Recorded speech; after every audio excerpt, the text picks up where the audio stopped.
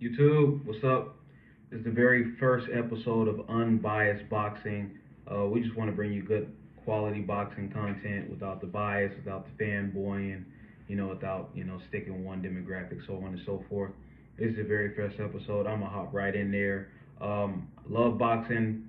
Just want to give you guys some good content. The very first thing I want to talk about is Devin Haney's last performance. It was really bad outing. I understand that he won, but he lost. I'm not sure exactly what was going on there. My belief is that he is shell shocked. He is overly defensive because he is traumatized from what happened to him in the Ryan Garcia fight. The thing with boxing, guys, you're talking about a life and death sport. You're talking about something that sticks with you. You're talking about at that point, an undefeated fighter. And I know that his record says undefeated, but most of us can't ever forget what we saw in the ring that day, because despite the fact that Ryan Garcia came in overweight, and despite the fact that Ryan Garcia, took performance-enhancing drugs, Ostarine, a truly elite fighter still is not going to get hit with those shots, right? Which is why the great fighters like, let's say, Andre Ward or Floyd Mayweather, it didn't matter how much power you had because you weren't going to get the opportunity to land it effectively. It doesn't matter that Ryan Garcia cheated. Devin Haney got hit with the same shot over and over and over again.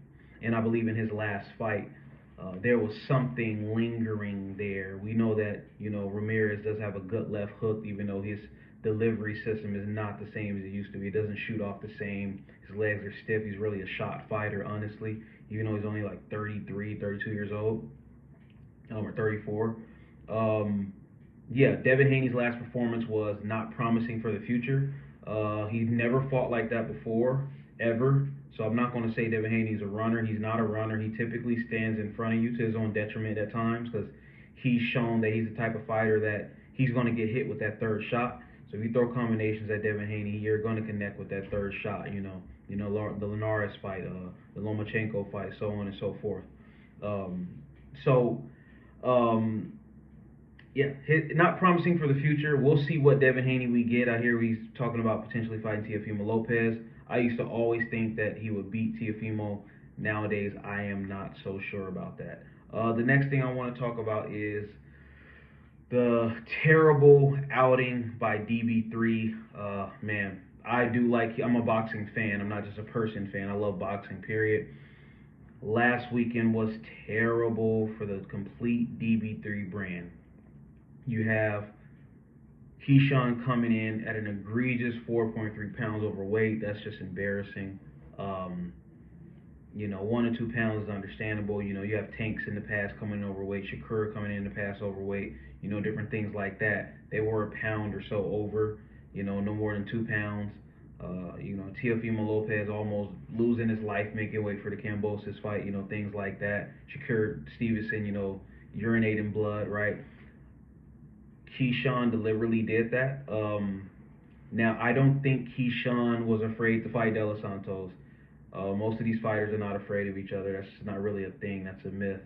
I believe that Keyshawn wasn't disciplined. It was a hometown fight. There was a lot going on, and he thought 90% of fighters, when you come in overweight, they still decide to do the fight anyways. I'm going to dominate this guy, and De Los Santos wasn't going for it. Which was very, very intelligent of him to do. So there you go. There's the beginning of a terrible weekend for DB3. It starts with a lack of discipline from Keyshawn Davis, right? Then after that, the brother loses the fight. The oldest brother. Now, I will say there was one promising part about this weekend, but let me pull back for a second. The oldest brother loses the fight, which is terrible. I noticed within 2 rounds, I was like, wait a second, where's his bag? Where's his bag? Where's his bag? The last time I didn't get a chance to watch the oldest brother fight, I watched him fight. He by far is the least talented out of the brothers, period. Very, very, very limited package or delivery, very, very limited punch selection, doesn't get leverage on his shots at all, which is something you always want to see with taller fighters. It was just bad, and he lost that fight pretty convincingly. He couldn't make adjustments. He kept smothering his offense. He didn't get any range. He never found any rhythm. He wasn't using his jab. He wouldn't come down to the level of Albright, so he couldn't see that left hook coming. Like it was a bad performance. It was the type of performance that exposes you. And then you have the incident backstage, which is just we don't have no room for that in boxing. That was just you want to talk about cherry on top with whipped cream for a terrible weekend for DB3. Absolutely terrible. That was a bad look. I've not seen such a bad look on a family in quite some time. Now, one bright spot, one very bright spot, which is something that I seen last time he fought. The youngest brother is the real deal. The youngest brother is the real deal. This is the thing when it comes to boxing, when you have an eye for boxing. It's not about the person they're in the ring with. That does matter. That does factor in. There's certain things that elite fighters do that translates when you get to higher competition.